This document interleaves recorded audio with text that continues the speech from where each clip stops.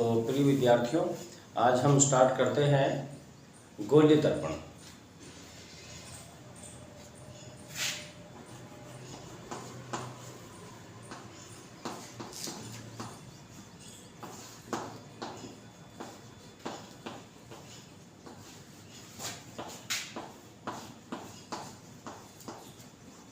spherical mirrors।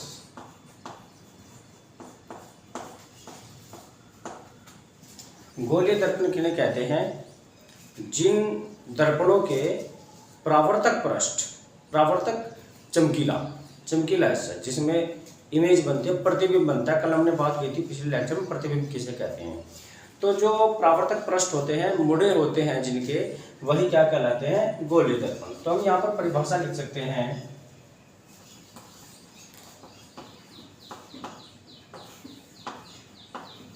जिन दर्पणों के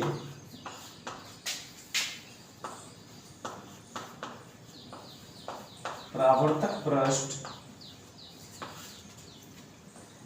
जिन दर्पणों के परावर्तक पृष्ठ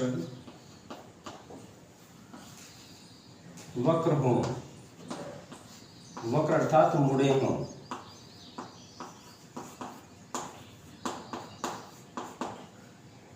उन्हें गोलीय दर्पण कहते हैं।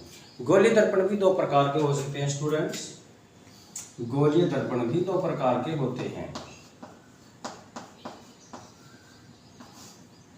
गोलीय दर्पण दो प्रकार के होते हैं। नंबर 1 अवतल दर्पण,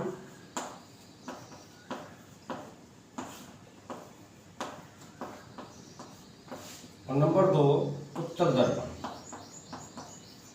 उत्तल दर्पण। गोलीय दर्पण भी दो प्रकार के हो गए। स्फेरिकल मिरर भी टू टाइप के हो गए, जैसे कि कनकेव मिरर, हम इसको इंग्लिश में पढ़ेंगे, और उत्तल दर्पण को हम कहेंगे कॉन्वेक्स मिरर। कॉन्वेक्स मिरर हम इसको पढ़ते हैं, concave mirror and convex mirror. Okay, अवतल दर्पण हो गया और उत्तल दर्पण हो गया। अब हम बात करते हैं आगे कि अवतल दर्पण किन्हें कहते हैं।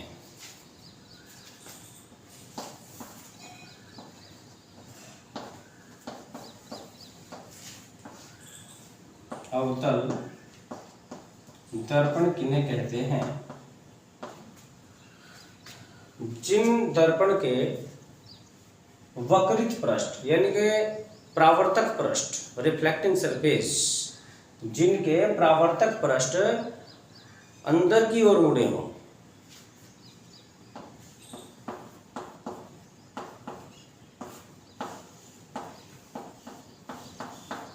जिन दर्पणों के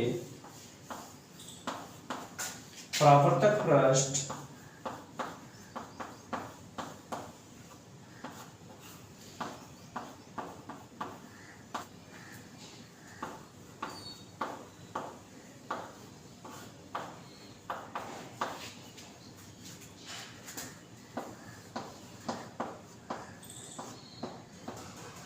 अंदर की ओर वक्रित हों। वक्रित हो मतलब मुड़े हैं। whose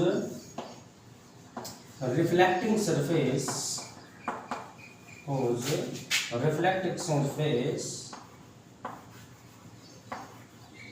curved inwards, curved inwards। जिनके रिफ्लेक्टिंग सरफेस कर्व हो, मुड़े हो, इनवर्ड अंदर की ओर, वो क्या कहलाते हैं? अवतल दर्पण।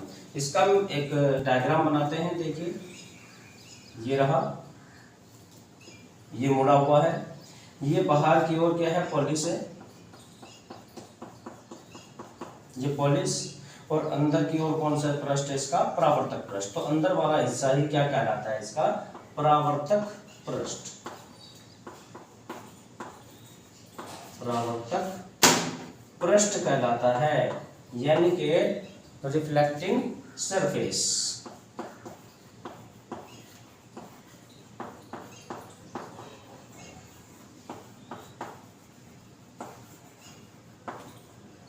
रिफ्लेक्टिंग सरफेस कहलाता है जो अंदर का चमकीला पृष्ठ है। ये जो बाहर निशान बने हैं ये कौन है?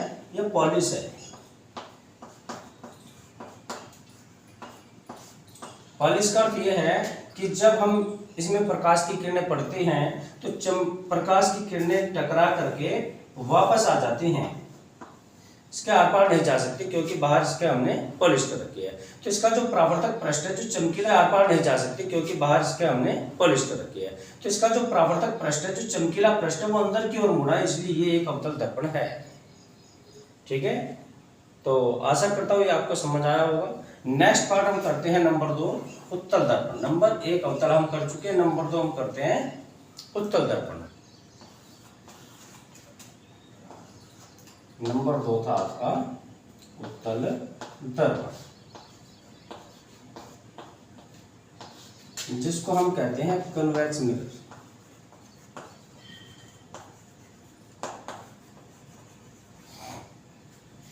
कन्वेक्स मिरर उत्तल दर्पण ये कौन से होते हैं? सीधी सी बात है, अवतल दर्पण कौन थे? जिनके चमकीले पृष्ठ यानी कि परावर्तक पृष्ठ अंदर की ओर मुड़े थे वो अवतल थे। उत्तल कौन है? जिनके परावर्तक पृष्ठ बाहर की ओर मुड़े हों। जिन दर्पणों के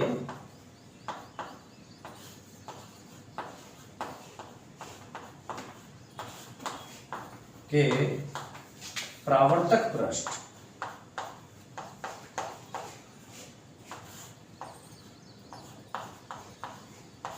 बाहर की ओर मुड़े हों या वक्रित हों,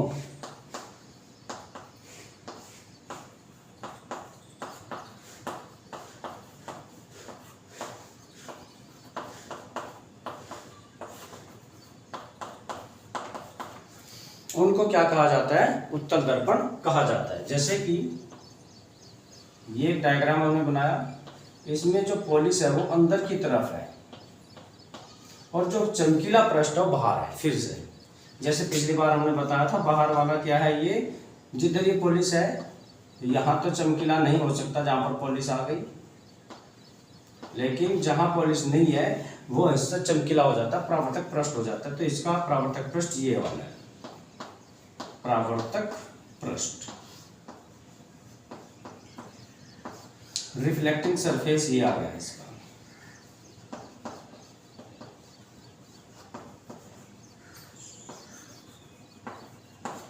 चलिए, क्लियर है? तो अभी तक हमने बात की दर्पणों की। समतल दर्पण होते थे और गोली दर्पण। गोली दर्पण भी 2 प्रकार के हो गए हैं, अवतल दर्पण और उत्तल दर्पण। समतल दर्पणों के द्वारा जो प्रतिबिंब बन रहे थे, इमेजेस जो बन रही थी, इनके प्रॉपर्टीज में हम पढ़ चुके हैं। चलिए, अब है हमारा टॉपिक, बड़ा ही इंपॉर्टेंट टॉपिक है ये, प्रकाश का परावर्तन।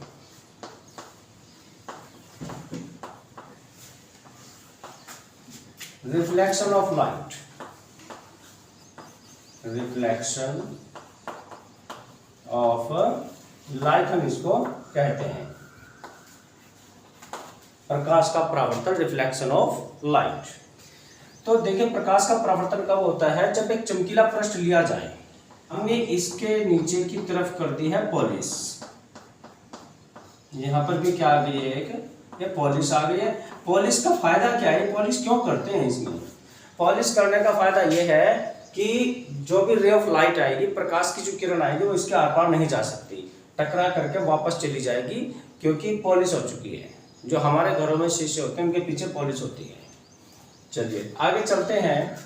एक ऐसी रेखा, एक ऐसी लाइन जो दिए गए मिरर के सरफेस के साथ में क्या करें? 90 डिग्री का एंगल बनाए, 90 डिग्री का जो एंगल बनाए, ठीक है, उसको हम कहते हैं अभिलंब। उसको हम कहते हैं अभिलंब। ये बड़ा इंपॉर्टेंट टॉपिक है, बहुत सारी डेफिनेशन आपको क्लियर होने वाली है यहाँ से। अभिलंब, जिसको इंग्लिश में कहा जाता है नॉर्मल। इंग्लिश में हम इसे नॉर्मल के नाम से जानते हैं, अभिलंब के नाम से जानते हैं। इससे आगे हम बात करें, एक प्रकाश की किरण, जिसे रे ऑफ लाइट कहते हैं, प्रकाश की किरण तिरछी आई और इस पॉइंट पर टकरा गई। तीर का निशान बता रहा है कि ये किरण ऐसे आई है और जब वो टकराएगी तो इसके आर पार तो नहीं जाएगी क्योंकि पॉलिश है, तो टकरा कर वो वापस जाएगी उसी मीडियम में ऊपर की तरफ। किस तरफ से? ऐसे, ये उस तरफ से चली गई, ऐसे आई, टकराई, उधर चली गई। इसमें खास बात क्या होती है कि जो ये हमारा अभिलंब है और ये जो आने वाली किरण है जो आकर टकराई है उसको कहा जाता है आपतित किरण। इसको कहते हैं हम आपतित किरण।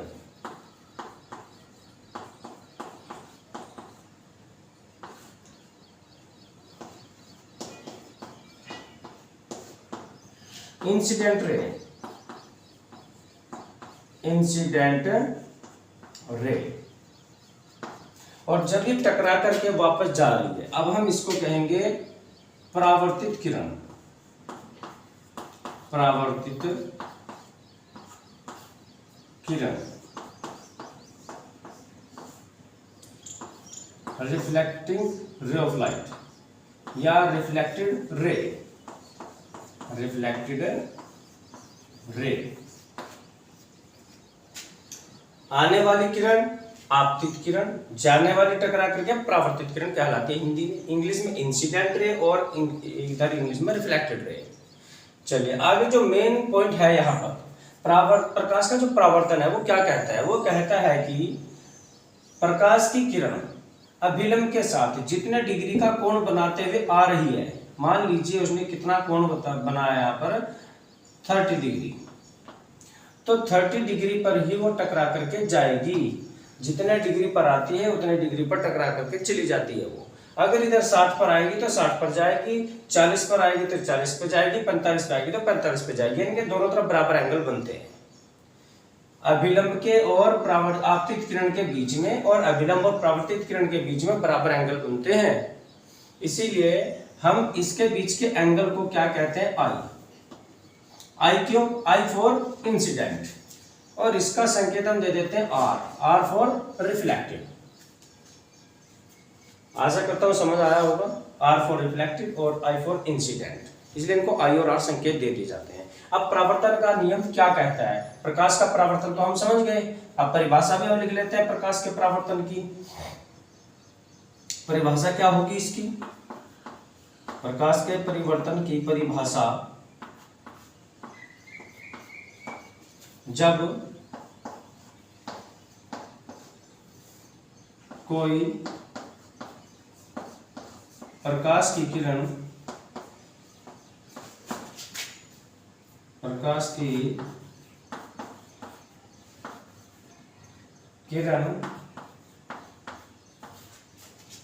एक माध्यम से चलकर, एक माध्यम से, ये माध्यम क्या होता है इससे नेक्स्ट पॉइंट हमारा माध्यम ही आने वाला है। एक माध्यम से चलकर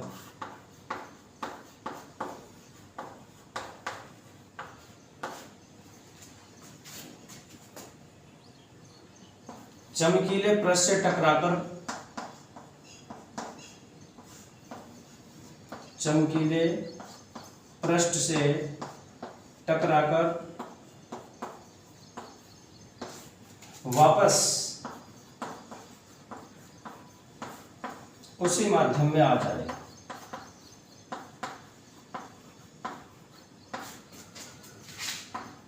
वापस उसी माध्यम में आ जाए तो उसी को हम क्या कहते हैं? रिफ्लेक्शन ऑफ लाइट कहते हैं। जैसे कि ऊपर वाले माध्यम में प्रकाश की किरण आई, टकराकर ऊपर वाले में ही चली गई, नीचे नहीं आई है, तो सेम माध्यम में चली गई है। प्रकाश की किरण आई, चमकीला पृष्ठ ये था, इससे टकराई और वापस उसी माध्यम में चली गई, इसीलिए इसको कहा गया प्रकाश का परावर्तन। अब प्रकाश के परावर्तन का नियम क्या है? Law of reflection. English medium इसकी जो डेफिनेशन है वो क्या लिख सकते हैं? When a ray of light travels through any medium and after strike, टकराने के बाद, after strike backward to the same medium, comes back to the same medium, then it is called reflection of light. Law of reflection क्या है?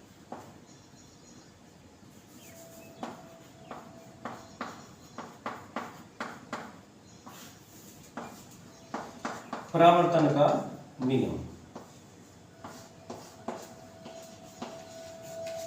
Law of reflection. ये प्रकाश का परावर्तन, law of reflection क्या कहता है? नंबर 1 पॉइंट ये कहता है कि जितना एंगल आई होगा उतना एंगल आर होगा। थोड़ी देर पहले भी बताया था हमने। Angle of incident, angle of reflected, reflecting angle, angle I equal to angle R के होगा। और ब्रैकेट में हम लिखते हैं वेयर, जहां एंगल आई क्या है,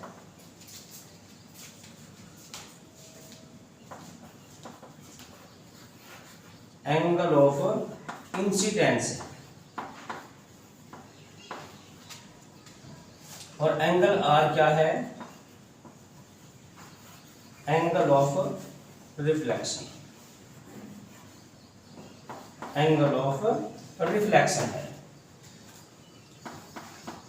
तो परावर्तन का जो नियम है, पहला पॉइंट कहता है कि angle I equal to angle R, और नंबर 2 ये कहता है कि आपतित किरण, परावर्तित किरण और अभिलंब तीनों एक ही तल में, एक ही प्लेन में मिलते हैं, एक ही जगह पर मिलते हैं। बिल्कुल देखिए 1 2 तीनों एक ही जगह पर मिल रहे हैं। तो इसलिए हम क्या कह सकते हैं कि आपतित किरण, आपतित किरण कोमा परावर्तित किरण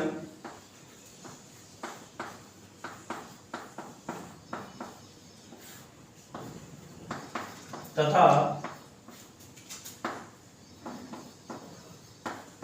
अभिलंब,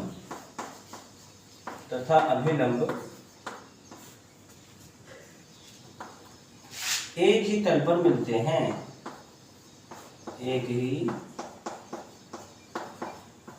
तल पर मिलते हैं।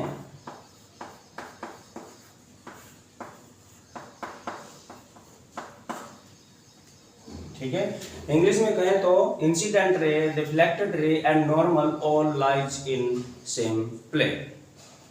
तो आज का जो टॉपिक था हमारा यहीं तक था। नेक्स्ट टॉपिक हम जानेंगे नेक्स्ट वीडियो में। तो हमारी वीडियो को सब्सक्राइब और शेयर जरूर करते रहें ताकि सभी को सीखने को मिले। Thank you.